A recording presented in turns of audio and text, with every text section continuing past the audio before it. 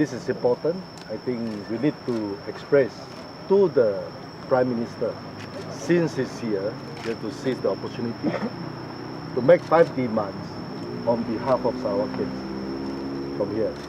I'll give you the full statement after this, but these are briefly the 5 demands that we have. The first one, of course, is with regards to the realization of 20% oil royalty for Sarawak.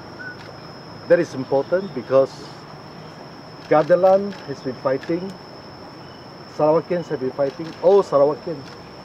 This one is actually, we even have a motion in the DUN, in the State Assembly, that was passed, that was unanimously agreed by everybody, all the State Assemblymen, including the Chief Minister himself, to say that we must demand for this 20% royalty. And until today, it is going nowhere. That was in 2014 May, and we are still waiting for it today. So we hope that the Prime Minister will grant us what we want, if they really care about Sarawakian. That is one of the most important things.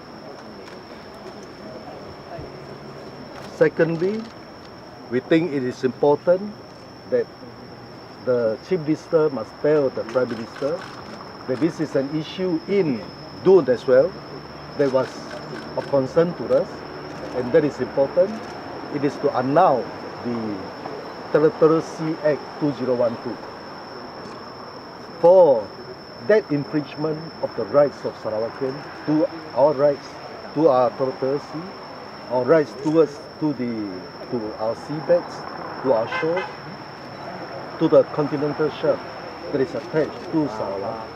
That is important, and we have passed the motion in DUN that we cannot recognize that act that was passed in 2012, which we think is of no effect because it's unconstitutional and illegal when it was passed in Parliament. So we want it to be annulled, and we want the Prime Minister to react to this. Thirdly is with regards to the rescission of the tripartite agreement on the petroleum agreement. The petroleum agreement that was signed between the federal government, the state government, and the Petronas. Because of the changes in the law, because of the uplifting of the emergency ordinance, it is important that we re-look at this tripartite petroleum agreement that was being signed earlier.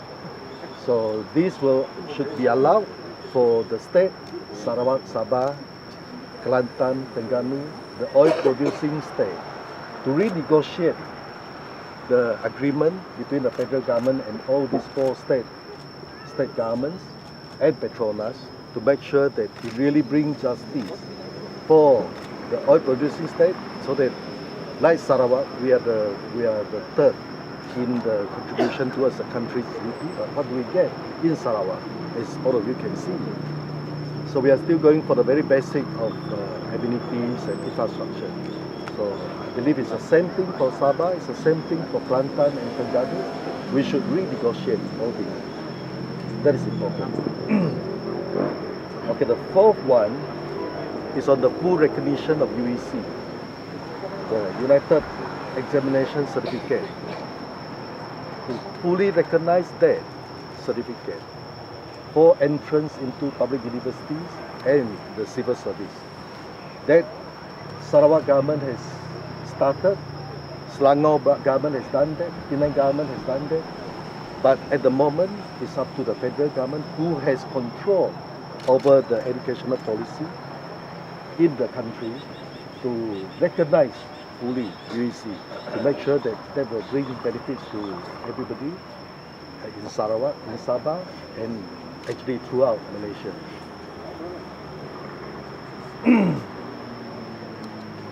Fifthly, we want the Prime Minister to tell us that the use of English as medium of instruction for primary and secondary school in Sarawak.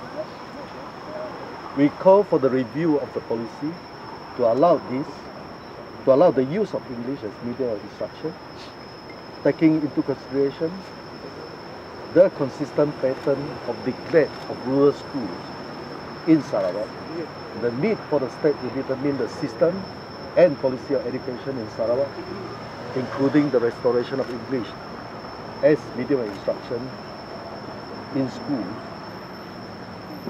to enable our future generations to have education, to be educated through all medium of instruction, to better compete with others globally.